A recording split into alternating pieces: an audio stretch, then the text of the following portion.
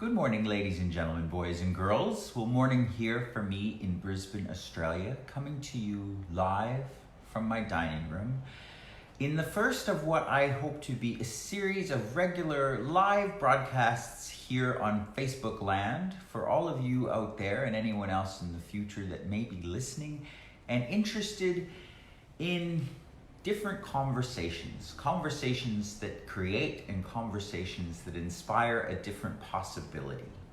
That's what I'm interested in. Hi Janos, we've got Janos and Karina watching, two wonderful people that I know from very different parts of the world. And today's conversation, feel free anyone to ask questions and chime in about this, but today's conversation is about designing your future and creating your life. One of my absolute favorite topics. See, for me, one of the greatest things about life and living is that we all have choices. And from a young age, I realized that there's no right way to do anything, and that essentially everything is in your life based on your choice and from the decisions that you've made for how the way things are. So for me, that was so freeing to recognize that I ultimately had choice to have the life that I wanted and have anything that I wanted as my life. I tried a whole lot of different things at a young age to find something that reflected how I knew the universe worked in that way. Like I tried religions, and I tried things like Wicca, and I tried Buddhism. I guess that kind of falls into the religion category. And none of them really quite scratched that itch of what I knew was true of how the universe worked. And then I found Access Consciousness. And for any of you out there who follow my Instagram or my Facebook at all, you'll know that Access Consciousness has been a big part of my life for a long time, and it's a huge part of what I post about and talk about. Now it's a massive part of how I've designed and created my life and future. I travel the world doing different classes and inviting people to have more consciousness, and essentially inviting them to what I wanted to talk about today, which was basically the creative element in your life being choice. We all have this desire to create something in our life, or to have a particular direction of what it is that we want our life and future to be. And what if I told you that you were really not a victim of any circumstance, and that ultimately you get to choose how your future looks? Not from making one grand choice and one big gesture that was the thing that decided the direction of your life, but from the summation of a whole lot of different small choices that, as you made them, hi Mariana, started to create the future that is available to you. So everywhere that you think it's one choice, I'd like to disabuse you of that notion and invite you to look at the possibility that in actual fact, your life and future is created by all of the choices that you make and all of the aspirations that you have for the different directions. Tanya Pellegrini has no sound. I'm sorry to hear that, Tanya. Does everyone else have sound that's out there listening to me? Let me know, because I'll just keep on going. But as I say, it's not one choice, it's a whole lot of different choices that you can make that will create your future. Okay, Idam says that she has sound. So maybe Tanya, try rebooting or coming back on to get some sound. And anyone out there who has a question and has something they want to ask about or would like to be part of this conversation, you can either type in a question in the chat, or you can, if you really want to, I could bring you online and we can have a conversation.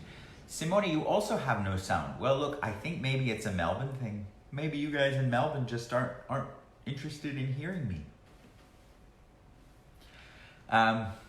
So anyway, as I say, choice. Yes, Mars hears me. Sorry if I'm saying your name wrong. Everyone has choice.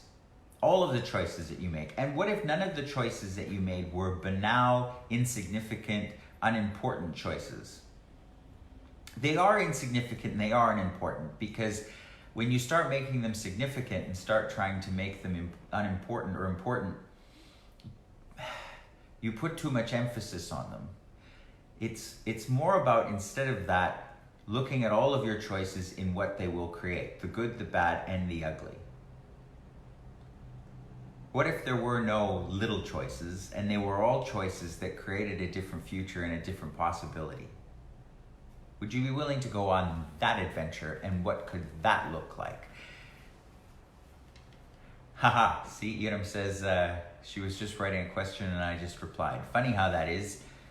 There's no coincidences. I'm pulling these things out of your heads. All of those out there today who are willing to listen and come on, you're a part of this too. So, designing your future is what I've called this talk this morning, and what I wanted to share with you. If you were really to have a look at the future that you would like to have and the life that you would like to have going forward, without limiting yourself on what you think you should have and what you think you could have and what you've made impossible and what you've decided is maybe appropriate for you, what if you let go of all of those ideas that you've got and just started looking at, okay, if I could truly have anything, what is it that I would actually really like to have? If you were the designer and the creator of your life and future, then what would you choose? Would you choose what you currently have, or would you choose something else? Now, I was looking at this for me recently, and I asked Gary Douglas, the founder of Access Consciousness, I was talking to him and I said, one of the things that I find so incredibly inspiring about you and so different is that in your life, you have no lack. You never look at creating anything from what you don't have or what isn't in place. You know, an amazing piece of real estate comes along. How many of you out there have something like that come along and you look at it and go, oh, but I don't have the money. I don't have the deposit that I need, or I couldn't get the finance, or I don't have the time to make all this work. What is so inspiring to me from working with him is he never does that. He never goes into what he doesn't have or isn't there. He looks and always looks at what is. And that was his advice to me in creation. He said, well, the one thing you really have to do if you want to let go of lack in creating your life is you have got to stop looking at what isn't, and you have to start looking to what is. So how much of your time do you spend looking at what isn't rather than what actually is? What have you created that you've never acknowledged before? Have you ever stopped and looked at your life from that perspective? Looked at, hey, everything that is here now, I have actually created this. Instead of just looking at what you don't have, instead of just looking at the bank balance that isn't what you want it to be. So what have you all created that you've never acknowledged before because you're so dedicated to only looking at what isn't? Not a lot of fun. What if you changed your point of view? What if you looked at what is instead of what isn't? It's a whole lot more freeing. I know every time I get myself wound up in a spot of being unhappy with what I have got in life, or haven't got rather, it always creates change for me if instead of looking at that, instead of looking at what the problems are that I'm facing right now, it always creates a change for me when I start looking at what I have created. I know in our business, the Antique Guild here in Brisbane, one of the businesses that I'm involved with, I'm so sorry guys, I don't know what to do, but the sound that you have, it's just the two of you so far that I can't speak, don't seem to get sound for. Everyone else can hear. So with the Antique Guild, as any business, there are times of year where there's lots of revenue, and then there are times of year where there's not very much revenue, or where people are sick and there's not enough staff, or where things aren't turning out the way I think they should. When I start focusing on those issues, when I start looking at the problems, guess what happens? There are more problems. But when I stop and go, hey, hang on a minute, I've created this company into a multi-million-dollar international business. And I did that, and I created that in an industry where people think it's failing and no one's interested in antiques anymore. I did that from constantly going, what do I want to create next? What are the other things that I would like to do with my business? See, when I started with the Antique Guild, I was so brand new and didn't have a background in antiques necessarily, or even a whole lot of retail. I had some retail experience, but not from actually steering the ship and driving the business. So what I did was I sat down with every employee and I said, so tell me what you do. What does your average day look like? And got an idea of basically, if you open the bonnet of a car, what are all the parts and pieces and how do they work? And from there went, okay, so that's how we're running right now. What else? What else can I create and what else can I do so that this business functions greater? And I looked at all the different possibilities that we could create with that business. Like, I wanted to start renting our antiques to movies and commercials and TV shows, and went, okay, whatever it takes to start doing that, that's what I'm going to create. And the universe started providing people and places and opportunities for that to come to be. And it did. And so that was just one example. I set actually heaps and tons of little examples of things that I wanted to create for the business. And at some point I had to stop, and it wasn't a moment where I was only looking at the problems I had to stop and go, oh wait, all of those things that I had set out to create, that I said I wanted to have for the business, all of them came to be. Because I designed and created it. Now, designing and creating your life and future isn't about what you do. It isn't about going, okay, this is my goal, this is my target, I'm gonna do X, Y, and Z to get there. It's not about that at all. It's about asking for the things that you would like as your future and allowing the universe to contribute them and receiving whatever it is that has that show up. So again, I want to say to anybody out there, if you have any questions or want to be a part of this conversation, I'm so willing to engage with you. I plan to do these lives on different topics at least every 2 weeks, so that we can start having conversations out here on social media that aren't just about showing people your life, but about starting to look at the future and the world that we want to create together. What are the conversations that we could all have together to start creating the future we truly like to have? I'm sorry the Melbourne people can't hear us. I don't know what to tell you. I don't know why that is. If anyone else is having that problem or knows how to fix this, I'm so welcome to your contribution. So, designing your future. What would that look like for you?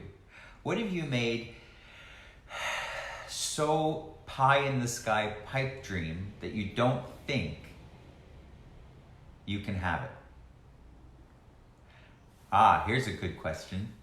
So Simon is asking, can you talk about what it looks like to create a business that functions 500 years in the future? Well, look, I was paraphrasing your question a bit, Simon, so I apologize if I got it wrong. What if you had a look at your business now and had a look at what are the choices that you're making in your business for today to make the ends meet, to get the revenue in, to meet the needs of today, and what are the choices that you could be making for your business that would actually create a sustainable future for it. See, so many people in business are focused on what is going to create and meet their needs today. But wouldn't it be more fun if with your life and your business, instead of looking at meeting your needs today, you started to look at the future you'd truly like to have? See, I love antiques and art because they celebrate beauty and they celebrate living with beauty.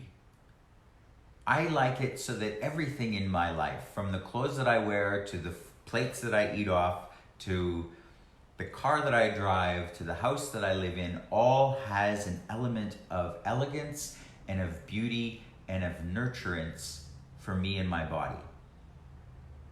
And that does include money, and you need to create a business where you create the money to support it and your life.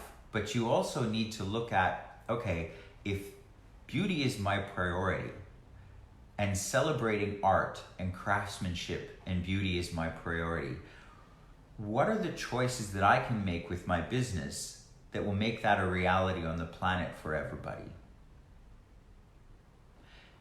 Say, for example, I had a young guy come into our store, the Antique Guild, 2 days ago on Sunday. And this guy was 12 or 13 years old. He was a very young guy, but he was really interested in antiques and he was really interested in art. And in particular, he'd saved up all of his allowance and all of his money from his delivering newspapers. And he wanted to buy a piece of ivory, because he knew that the laws are changing and soon he won't be able to. And he's fascinated by it and he was interested. And he'd saved $1,000, which at his age was so much money, to buy something. And I allowed him to buy a piece at over half price. Like I cut the price down to the bone for him because I wanted to support him in his interest in having this in his life and having a future where people have put a priority on this. And the fact that, I mean, as I say, with antiques, a lot of people think it's an industry for people that are old and that it's for people with money. And to have somebody come along that was interested in creating a future with what they had at his age, that supports the future that I would like to see created. So I'm supporting that. To me, to answer your question, Simon, that's what it's like to create a business that is sustainable 500 years into the future. Get the energy of what it is that you want to see, not what does the business need right now. So many people in business, as I say, they just look at the profit and loss statement, the taxes that they have to pay, the staff that they have to pay, the rents that they have to pay, the cost of clearing their goods through customs and importing them into the country to sell them, all of those things. What if instead you had a good look at your business and created some targets energetically of what it is you're interested in having as a future? Not from a definition, but from yeah, this is exciting for me and this is what I want to see. You know, I know some people right now that are creating a business in Costa Rica where they've bought a big piece of land and they're building a resort on it. But as part of the resort, there are thousands and thousands of acres of protected land and trees. That's creating a future that is different than just going, hey, let's build a resort because it'll make money and there's high occupancy rates in this part of the world. So truth, for all of you out there, what is the future that you actually want to create and design for yourself, and what are the choices that you can make to have that come to be? That's a question that I ask for every day. I want to create some changes right now with the Antique Guild, and I'm looking at the locations that we have and going, I want to change this. It's time for something different for this business. So what can I be to do that? So I just have to scroll up here. We've got a question from Janos in Hungary. And he says, anytime I got asked, what am I looking to create? I got all twisted. How can I get more clarity or ease to see what I really, I've got to open the comment to read the whole thing, really desire for the future. Okay, great. Well, what if it wasn't one thing? And what if it wasn't a solid definition? What if your desire for the future and what you really wanted to create was a whole lot broader than that? What do you want to see as the future? What is valuable to you? I know a lot of you go, oh, I've never really thought about it before. I've never really thought of what actually is interesting or important to me to support and create and see more of. Well, have a look. Have a look at what's in your life now and have a look at what you have been supporting with your choices. Have you been supporting a future where there is more and where there is more for everybody and there is a sustainable earth and future? Or have you been supporting a future where there is less with your choices?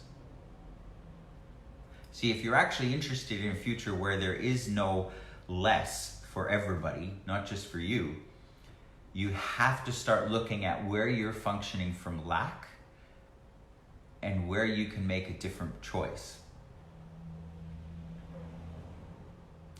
I know, maybe kind of a scary idea, but what if it wasn't? What if it could all be fun? See, I would like to see a world where lack and need are no longer reality for anybody. Where we had a sustainable planet and a sustainable future and a place where we all could live exactly the way we desire. But in order to achieve that, we have to make the commitment to eradicate need and lack. And how do we do that? With our point of view. It isn't about giving everything away. It isn't about charity, so to speak. It's about empowering everyone to know that they can have more.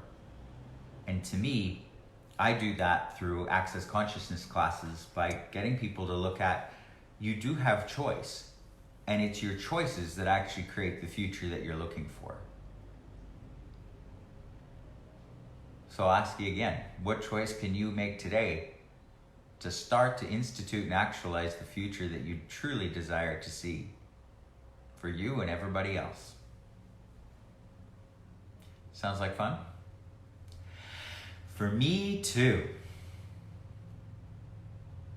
So, boys and girls, I'd like to thank you all for those who joined me this morning. As I say, I would like to do more of these and on a more regular basis. We plan to pick topics and do Facebook Lives here for anybody who's interested to come along and be a part of the conversation, probably every 2 weeks or fortnightly for those of you down here in Australia.